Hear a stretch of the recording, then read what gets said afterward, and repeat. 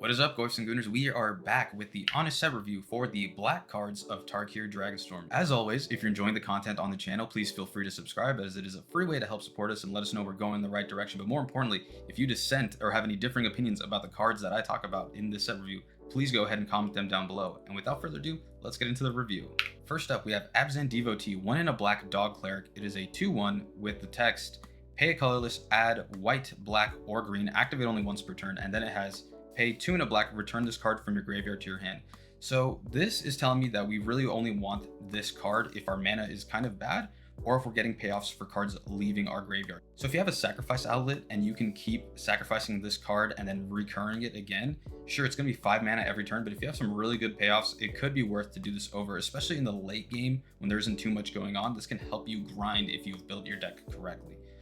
This is going to get kind of like a C-. My favorite Devotee so far is the Mardu one. I really like that it lets you scry 2 right at the start of the game to make sure you draw into the cards you actually want. Next, we have Adorned Crocodile, 4 and a black for a 5/2 crocodile. When this creature dies, create a 2/2 black zombie druid creature token. And then it has renew for a single black, exile this card from your graveyard, put a +1/+1 counter on target creature, activate only a sorcery. I think this is going to be one of the better commons. It's always good that when something dies, you get benefit, you get another body. And then the renew is so cheap. I don't think the +1/+1 counter is going to matter too much. Not that big of a deal. But it's nice that it being 1 mana is a cheap way to have something leave your graveyard. So I do like this card a lot. I'm going to give this this is like almost a C+. I think this is going to be one of the better black commons. I feel like it does so many different things. Sure, it being a 5-drop isn't great, but you can mill this card too if you just want to pump up your smaller creature. And then I think, yeah, it just having a die trigger is also, it's not the best die trigger, but it's a good die trigger. I think I want to stick C+. I'll stick C+ with this. Next up, we have Aggressive Negotiations, 2 in a black sorcery speed spell. Target opponent reveals their hand, you choose a non-land card from it and exile that card. Put a +1/+1 counter on up to 1 target creature you control. So in a grindier deck, you might want this. I like taking the best thing out of their hand. I like that it gets exiled, especially in a set like this. The +1/+1 counter on one of your creatures is okay. I think this card will be like good. We've seen cards at this price without giving you some kind of like boost on your board. This would be way better if it was a 1/1 creature as opposed to a +1/+1 counter. But I think this is going to be serviceable in some like control style decks. I'm going to lean middle of the road C here. Okay, Alchemist Assistant, 1 in a black. It's a 2/1 monkey with lifelink and renew. Pay 1 in a black, exile this card from your graveyard, put a lifelink counter on target creature, activate only as a sorcery. So I think this is going to be a premium 2-drop. I think you would play this in Mardu. You would play it in Sultai if you had to. I think it's going to be it might be the best 2-drop black card of the set. The fact that if your opponent is stalling and you can get 2 attacks in with this thing, you make an 8 life differential, which is really good. And then when it finally trades, you can give a lifelink counter to something that's evasive, like a flyer or something with menace, to even further push the advantage that lifelink is creating. I'm a little hesitant to give it a B-, but this is definitely C+ territory for sure. I would draft this card pretty highly if I saw it. Alesha's Legacy, 1 in a black, instant speed. Target creature you control gains death touch and indestructible until end of turn. So this is a pretty standard combat trick we've seen a lot. Usually makes it as like a 23rd card in your deck if you're missing some non-creature spells. I think it's going to be serviceable. I think it's nice that it helps get rid of anything. You keep your creature and you definitely kill their creature. So it's really good in terms of those kinds of combat tricks. However, it's hard to evaluate something that's so middle of the road as this. I think it's kind of like, it's going to be somewhere between C and C-, but this is one of those bread and butter. You need some interaction so you're going to run this spell. I like it. I think it's better on certain creatures that have better stats. We've seen, I mentioned Take the Shield in another episode, which is instant speed, give a +1/+1 counter, and lifelink and indestructible. That one doesn't necessarily kill your opponent's creature, but the life gain is usually pretty meaningful. So I'm just trying to think of a way you could get blown out by your opponent, but the death touch and indestructible together, once you're in combat, like that's already, that book is written. Your opponent's creature dies, your creature lives. So I think I'm gonna give it the standard C for sure. Avenger of the Fallen, our first rare card in black. It reads, it's 2 in a black for a 2/4 human warrior with death touch, mobilize X, where X is the number of creature cards in your graveyard. So I'm a little bit concerned with opponents having the ability to exile some creature cards out of our graveyards, and the fact that whenever we renew, we're also taking creatures out of our graveyard. So this is kind of an interesting one. Definitely want this in Mardu more than Sultai. However, just having a 3/4 Death Toucher is a big enough wall that will slow down combat enough for us to kind of start clawing in some advantages. So if you see this, I think you definitely take it. It's gonna be better than a lot of the commons of the set, and there may be one or two uncommons that the synergy is just too good to avoid, but this is still gonna be a really solid card. I want to get it like a B minus. Caustic Exile. For black, you get an instant speed spell that reads, as an additional cost to cast this spell, behold a dragon or pay 1. Target creature gets -3/-3 until end of the turn. I think you're going to want to take these pretty highly, especially against aggressive decks. Or if you're in an aggressive deck yourself, you can get some like cheap trades by minusing their creatures a bit and then winning through combat. I think this card's going to be really good. It's going to be like relatively premium removal. Even if you don't behold a dragon, this just turns into Nowhere to Run from the Duskmourn set. Really good. I don't think it really matters if you have dragons or not. I think this is going to be a B minus removal, pretty bread and butter. You're going to want these cards in your black decks. Corroding Dragonstorm, the black Dragonstorm card, which is Corroding Dragonstorm, the black card of the Dragonstorm cycle reads, 1 in a black enchantment. When this creature enters, each opponent loses 2 life and you gain 2 life. Surveil 2. And then as all the Dragonstorm cards read, when a dragon you control enters, return this enchantment to your hand. So for 2 mana, making a 4 life differential and surveilling 2, I think this card's gonna be good. This seems like one of the better versions. Actually, all these cards are pretty good. The white one was really good in my opinion.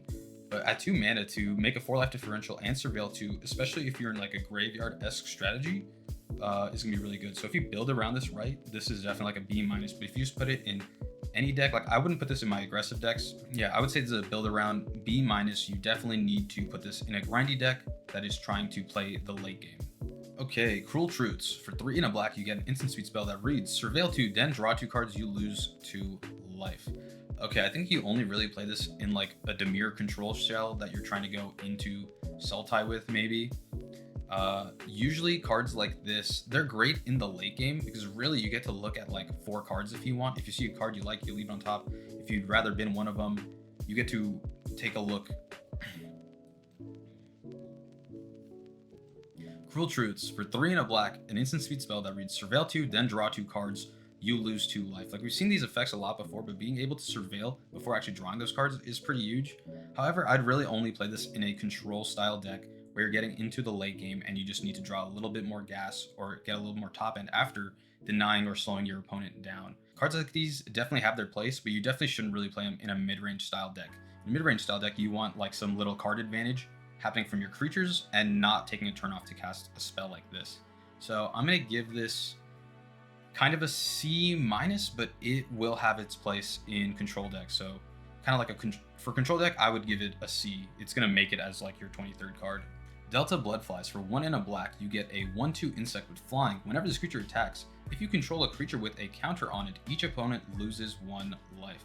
Okay, so this seems very Abzan coded for sure. Okay, so what I notice immediately is this card does not enable itself. You need something like Endure to give a +1/+1 counter to one of your creatures.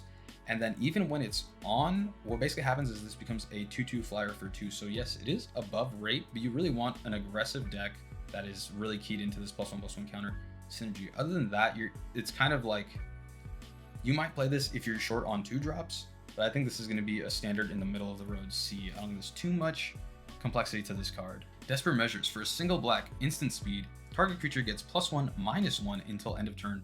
When it dies under your control this turn, draw 2 cards. So I think this trick is really good in a combat style Mardu focused deck. As you can see in the art there, you really just want to be able to trade with your opponent's creature and then get 2 additional cards. The problem with this card is you have to be really picky when you use it, because if your opponent has open mana up and they give their creature indestructible, it's going to feel really bad that you wasted this card. You need to kind of guarantee you draw those 2 cards if you cast this. If you're concerned that you won't draw those 2 cards, don't line up this attack. Don't use this spell because you can get blown out pretty easily by this. It is an uncommon. I think that this is going to be...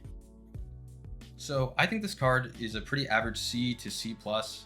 You know what? No, I'm going to go C+. I think this card is a C+, because really what you're trying to do with this card is trade with a problematic thing on your creature's board. Sure, you lose a card, but you gain 2 cards, and you're really trying to find the rares that you've drafted or you've gotten in your sealed pool. So you're really trying to increase the clock on getting your best cards, and that is why this is a C+. Dragon's Prey. For 2 in a black, instant speed. This spell costs 2 more to cast if it targets a dragon. Destroy target creature. Okay, So this is an easier to cast murder for anything that isn't a dragon. So we've had sets where murder is something you want to take highly, and we've had sets where murder has been bad. So it's really up in the air on this one. You got to give it a standard in the road. Actually, you know what? We used to see spells in Crimson Vow where it would be like pay 6 mana to destroy a creature or exile a creature and then make a blood token or something. Those are alright and playable in those formats, but I mean, this is still a 3 mana removal spell for the most part, so you just need to make sure you have enough removal, especially for pre-release. You know people are opening a lot of rares and getting guaranteed rares. So this is, I think just as a removal spell, I'm high on them, especially in the era of play boosters where you can get multiple rares. So I think this just has to go to the C+ tier for sure. You just need your solid 4 removal spells in every single deck. And this is a nice hard removal spell, not conditional, still kills dragons if you pay mana into it in the late game. I'm keep talking myself up on this. I'm gonna go B- now. Feral Deathgorger. For 5 and a black, you get a flying death touch. When this creature enters, exile up to 2 target cards from a single graveyard, and it is a 3/5.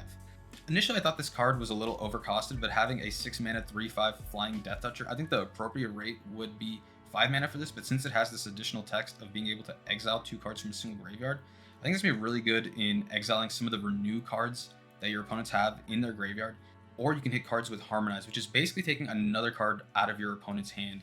So I think it's going to be well worth the extra mana to be able to take away 2 spells from your opponent. I'm pretty high on the front side of this card. And then it also has Dusk Sight. For 1 and a black sorcery speed, put a +1/+1 counter on up to 1 target creature, draw a card. Yeah, I really like this card. Definitely easily a C+, could be in B- territory, but I think the fact that it takes away things that your opponents can do, and then in the early game will just make your 1-drop a little bit better, and you can draw a card and kind of get into your 3rd or 4th land drop. I think this thing is pretty solid. Hell, I'm gonna say B-. Maybe I'm a little too high on it, but I really like this card. Okay, Gurmag Rakshasa. This is a 4 black 5/5 with menace that reads: when this creature enters, target creature an opponent controls gets -2/-2 until end of turn, and then target creature you control gets +2/+2 until end of turn. So this card is okay. It's at uncommon. It is a top end card. 5/5 menace is cool because you get to almost always get a 2-for-1 for this, or a 1-for-1, which is alright. But then it has this text where you can shrink your opponent's creatures and make one of your creatures larger, which can help get another good combat off. The only thing about this is I wish this had flash, so you can line up the bad attack mid-combat and then play this huge creature and win your combat. So the problem is you have to play this at sorcery speed, so if you play this main phase 1 and line up an attack, your opponent can just go, well, I'm not going to block this turn and kill my creature, and I'll just wait till next turn to have my profitable block. And I mean, I like that it's a 5/5 with menace because you can actually add a good amount of pressure, but I don't think this is going to be the best, I don't think this is going to be one of the best uncommons. I think the way to get more value out of this is if you're able to get it out of your graveyard a little bit earlier, or just have this be like a recurring ETB. It's a very solid C, but it could go up to C+ for sure. The 100 Battle Veteran. For 3 and a black, we have a zombie warrior at 4/2 stats. As long as there are 3 or more different kinds of counters among creatures you control, this creature gets +2/+4. You may cast this card from your graveyard. If you do, it enters with a finality counter. Okay, so this seems really good. For 4 mana, a 4/2, which can already come back, is pretty nice.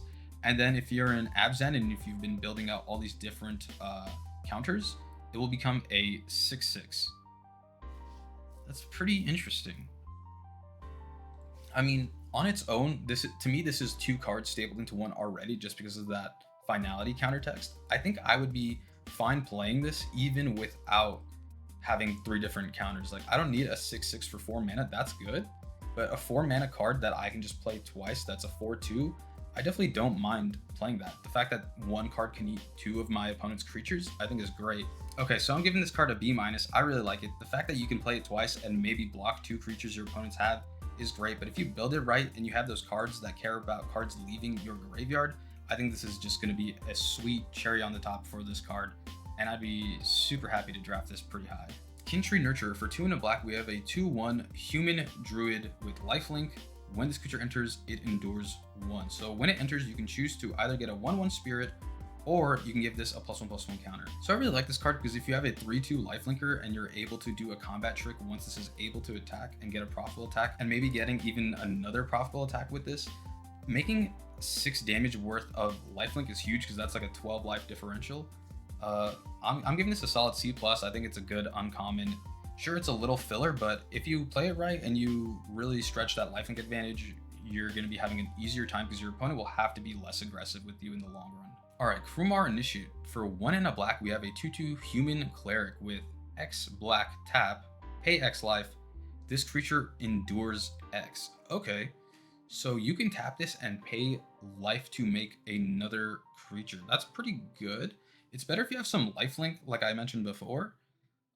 This can be brutal though. If you're able to keep gaining life and keep making creatures, like if you pay 2 life every turn and you're gaining 2 life and you just keep making 2/2s, this could be a little factory for sure. I'm giving this solid B-. That can pop off. Nightblade Brigand. For 2 and a black, we have a 1/3 goblin soldier with death touch, mobilize 1. When this creature enters, surveil 1. Okay. 1/3 death touch is solid. It can still block like a bunch of stuff, and it can basically always trade with 2/2s, which is great. The mobilize is pretty nice, but again, you're going to care more about synergies that want your creatures to die. And then having surveil 1 is just a good way, as always, to make sure the top of your deck is going to look the way you want it to look. I think this is still a C-. Death touch sure can be really annoying for your opponents. It's like great to stall against another aggressive deck. However, it doesn't have the best attacks as a 1/3. The mobilize is basically turning this into a 2/3 death toucher. However, that 1/1 may never really connect anyway. I think you're only going to want this card if you have death trigger payoffs. Other than that, this is kind of like a C- card that is really like set to be your 23rd card in limited. I don't think there's too much special about Nightblade Brigand. Quarcy Revenant. For 1 black, flying death touch lifelink. It is a 3/3 and has renew 2 and a black. Exile this card from your graveyard, put a flying counter, a death touch counter, and a lifelink counter on target creature, activate only as a sorcery. Okay, so this is kind of like B+, A- rare in limited. It's kind of a bomb. It comes down early. It can make a huge impact, and even if your opponent gets rid of it, you can kind of give that same stat line to possibly an even bigger creature. I'm wondering if this might even see standard play in some mono black decks because of that renew ability. Being able to give a different creature that evasive lifelink seems really good. Even if you're on the back foot, giving another thing death touch is really nice. This is souped up Vampire Nighthawk, and though it's going to be amazing and limited, I'm a little hesitant to say it could be seen as standard play. I don't think this is going to be the best thing you can do in standard, but man, is this thing kind of formidable. It's a big roadblock, and you can do it twice on a creature. For standard, this is like a C. It's like a middle of the road C. Okay, all right, Rockcursed Rakshasa. This is the most talked about black card in Tarkir Dragonstorm. It reads, for 1 and a black, you get a 5/5 demon with trample and decayed. It also has renew. X black, exile this card from your graveyard, put a decayed counter on each of X target creatures, activate only as a sorcery. So a lot of people are talking about how this could see a lot of synergy with Unholy Annex. However, if you play this on 2, play Unholy Annex on 3, and attack, this creature will die at the end of combat, and you won't get the 2 life off the Unholy Annex. I don't think this and Unholy Annex synergize that well, because if you play this on 2 and then play Unholy Annex on 3, when you attack with this creature, you will sacrifice it at the end of combat, and then you'll still get pinged by Unholy Annex. Unholy Annex really incentivizes you to not attack this creature, which I kind of don't like. So I'm thinking this is a much more aggressive card. It's really cool because you can kind of get guaranteed 5 damage unless your opponent blocks. And then once you're kind of getting into that late game period where your opponent has a little bit of defenses, you can use all your mana to give them all decayed and not block, and then just win through that combat. I think this card is getting B+ across the board, and I can't wait to play with it. Salt Road Skirmish. 3 and a black for a sorcery. Destroy target creature. Create 2 +1/+1 red warrior creature tokens. They gain haste until end of turn. Sacrifice them at the beginning of the next end step.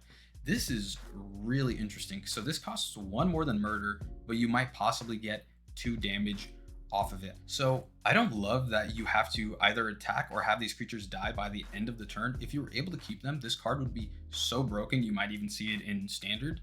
However, I think it's just a solid removal in the fact that you can get either 2 damage or maybe some die triggers off some synergies you built. I think this is going to be a B- removal for sure. It's a little overcosted, but I think some of these games will be going longer in Dragonstorm. All right, Soundskitter Outrider. For 3 and a black, we have a 2/1 Goblin Soldier with Menace. When this creature enters, it endures 2. Okay, so for 4 mana, it could be a 4/3 with Menace, or for 4 mana, you can make a 2/1 and a 2/2. Man, limited cards are getting pushed these days because that's a solid ETB. I like that in Mardu, it can help you go wide. I think you're going to be more than happy playing this as a 23rd card. I think it kind of makes it as like a 21st card in limited. Not really going to see play anywhere else, but I'm going to give this a solid middle of the road C for sure. Okay, Scavenger Regent. This is the black rare dragon that has an omen. So for 3 and a black, it is a 4/4 flyer with ward, discard a card. Now, I love that stat line. Ward, discard a card definitely does work. We saw this with Graveyard Trespasser, and it definitely made your opponents feel bad for having to interact with this thing. Regent Scavenger also has an omen spell called Exude Toxin for X black sorcery speed. Each non-dragon creature gets -X until end of turn. So I think this card is a perfect control card because if you use Exude Toxin to take care of your opponent's board, this card will get shuffled back into your deck where you will get either a chance to do Exude Toxin again or actually play the Scavenger Regent. I think they're really good. I mean, choosing between a board wipe or a 4/4 flyer is like really good and limited. So I'm assuming this gets an A-. This seems really solid because it's good whether you're really behind or it's good if you're ahead and you need to push a little bit more damage. The Sib-Sig Ceremony, a legendary enchantment for black. Creature spells you cast cost 2 less to cast. Whenever a creature you control enters, if you cast it, destroy that creature, then create a 2/2 black zombie druid creature token. Okay, so this is one of the more interesting cards of the set for sure. So this is a crazy build around that you would need to restructure the way your deck kind of works to play a card like this. And this is one of those things where your opponents might not be on it and you might be able to pick up another one in your draft. So if you have 2 of these and then you start playing creatures that have abilities once they're already in the graveyard, that is kind of the deck you want. You want to be able to play a 4/4 for 2 mana, make a 2/2, and then get some kind of bonus when it's in the graveyard. And then you can also try to cast those spells through unconventional means, like returning them from the graveyard. That way they're not actually cast, so the Sib-Sig Ceremony doesn't destroy it, and you're able to play like a bigger creature instead of only a 2/2. So I think this could definitely be seen in some kind of crazy mono black standard deck as well. I think there's definitely a lot of ways to cheat out some crazy things. Ideally, you have this weird situation where in a reanimator deck, you care more about milling your own cards and then playing a reanimate spell than something like this where you just get to discount your creatures and put 2/2s on the board, and then you need to try finding some value with creatures that are in the graveyard. So it kind of flips Reanimator on its head, and I think that's what's really cool about this card. It's super unique, and someone's gonna do something crazy with this thing. I can tell. I think in limited, it's kind of like a D-. Like there is a way to build a deck, but it's gonna be really hard to draft it or even get it in your sealed pool. Okay, Sidisi, Regent of the Mire. This is the Graveyard Pod. For 1 and a black, it is a 1/3 Zombie Snake Warlock legendary creature. Tap, sacrifice a creature you control with mana value X other than Sidisi. Return target creature card with mana value X +1 from your graveyard to the battlefield. Activate only as a sorcery. So I think this card is good and limited. It helps you trade up with cards that have already died or have been milled. So that's cool. It can kind of fix the battlefield for you a little bit. However, for formats like standard, I don't think you really want to be sacrificing a creature to get a creature that's only 1 CMC greater, especially when we have so many spells at 4 mana that just reanimate anything in your graveyard, whether it be Atraxa Grand Unifier or Natali. I don't think this is going to make much of a standard appearance. I was going to say this would be a cool build around in Commander, however, it's just not quite Birthing Pod, because you need to mill a bunch of cards into your graveyard to have targets for Sidisi's ability, whereas Birthing Pod just let you sacrifice a creature and then search your deck for a card that was 1 CMC higher than whatever you sacrifice. So I really think this is not going to make waves. And then in limited, this really only helps you upcycle a creature, so it's only really worth it if you have cards that care about cards leaving the graveyard. Other than that, I really wouldn't play this over a better statted 2-drop. I'm gonna give it a build around B- in limited, and I don't really see it to have any play anywhere else, if I'm gonna be honest. Sinkhole Surveyor. For 1 and a black, we have a 1/3 Bird Scout. It has flying. Whenever this creature attacks, you lose a life, and this creature endures 1. I think it's gonna be a premium 2-drop in limited. for sure. Don't know if it'll see standard play. You can go in for an attack, lose a life, put a +1/+1 counter on this, and then you're not going to be able to be hit by that cut down your opponent has. So I think this has potential of being a cool 2-drop in standard. In limited, however, this thing is just busted. The fact that you can keep growing this thing is basically, you have to think about it as the damage keeps compounding. So if you lose life once, but you're doing 2 damage on that turn and then 2 damage on another turn, that's 1 life for 2 damage. If you attack 3 times, that's going to be a third extra damage. So if you're able to endure this twice, I think you just kind of run away with the game, if I'm being honest. The cool thing about this card is it's a 1/3, and it doesn't say it endures 1 when it deals damage. It is whenever it attacks. So right out the gates on turn 3, this is a 2/4 flyer. I think this is super impressive. This is going to be like one of the best 2-drops you can have in this set, and I'm calling it. I don't think that makes it an A+ bomb, because typically those ones need to have some really good ETB effect. But this is going to be a solid B. You're going to want this in black every time. Strategic Betrayal. For 1 in a black sorcery, target opponent exiles a creature they control and their graveyard. This thing is kind of nutty. So it's not good to use this against a deck that's going wide because they just exile away their worst creature. You really want to use this if they care about their graveyard. This is kind of like a premium sideboard card in limited if you're going against like a Sultai Renew or a Harmonized deck, because it just gets rid of those extra spells. So it's really good, but I'm thinking this could even see play in standard or possibly Pioneer as well. I'm just thinking about using this card against a deck like Arclight Phoenix, where sometimes they just have like a ton of +1/+1 counters on a single creature, and they'll be forced to exile it and then exile their graveyard as well, which usually has Phoenixes in it or cards that they're trying to cast. This is a really, really cool graveyard hate card. And yeah, we're definitely gonna see a little bit more of this, is what I'm thinking. Unburied Earthcarver. For 1 and a black, we have a 2/2 human warrior. Pay 2, sacrifice another creature, put a +1/+1 counter on this creature. Okay, this seems like kind of 23rd card territory. So this card is really good if you have a lot of mobilized cards in your deck, because if your opponent blocks the 1/1 token, you can just go ahead and sacrifice it and make this card bigger, and that way you're not actually losing like a real creature.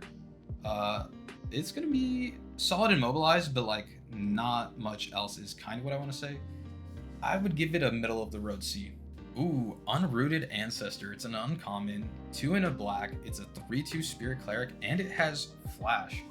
Pay 1, sacrifice another creature. This creature gains indestructible until end of turn. Tap it. Okay, so this card is really cool. If you're in an Abzan deck, you would basically flash this in as a blocker, block with it, and then sacrifice away one of your spirit tokens, and then hopefully this creature lives and you actually kill your opponent's creature. That's a great way to play this card.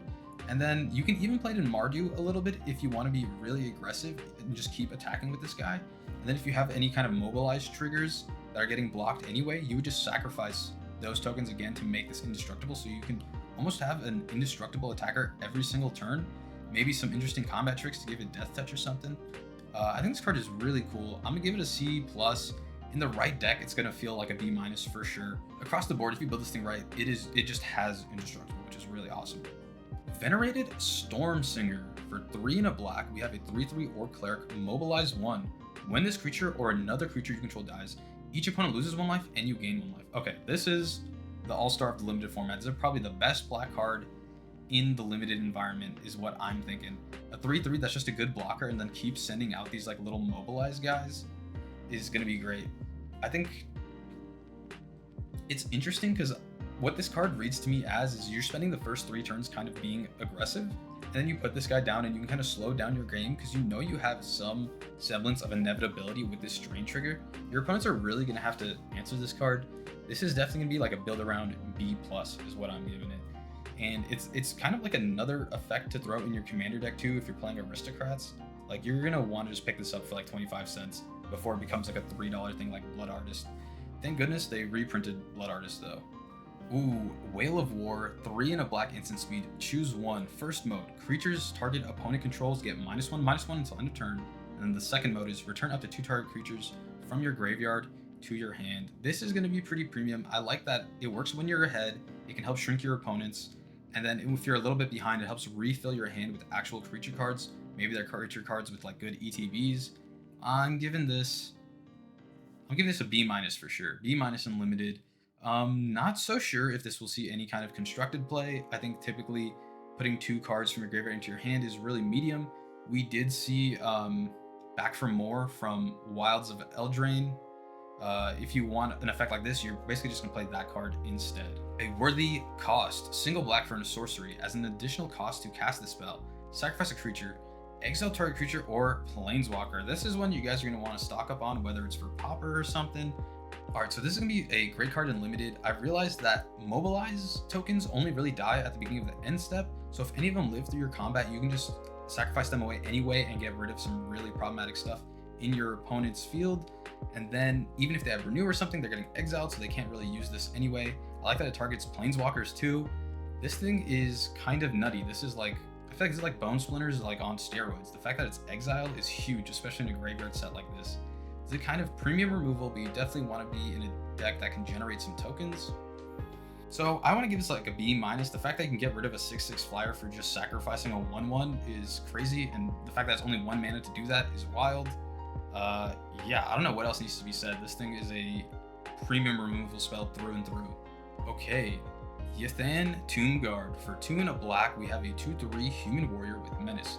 Whenever a creature you control with a counter on it deals combat damage to a player, you draw a card and lose a life. Okay, this is busted. Anytime you're getting card draw is great. This does not have an ETB, so it is conditional. You would really want like a flyer with a +1/+1 counter to be doing damage, so you can just keep drawing a card every turn. If you're able to do that, you will just run away with the game so fast. I will give this a build around B in Limited. Don't think it'll see much play anywhere else. Alright, and that is the last black card of Tarkir Dragonstorm. If you enjoy the content, feel free to subscribe to the channel here and check out some of our other socials too, because we got different content all over the place. We also have a Discord if you want to chat about any of these cards that we just talked about. And if you have any differing opinions, please let me know in the comments down below, because I love hearing from you guys. I've been Tristan from Tap It and Sack It. I hope you all have a wonderful pre-release weekend, and I will see you next time. Sayonara, Sac Squad.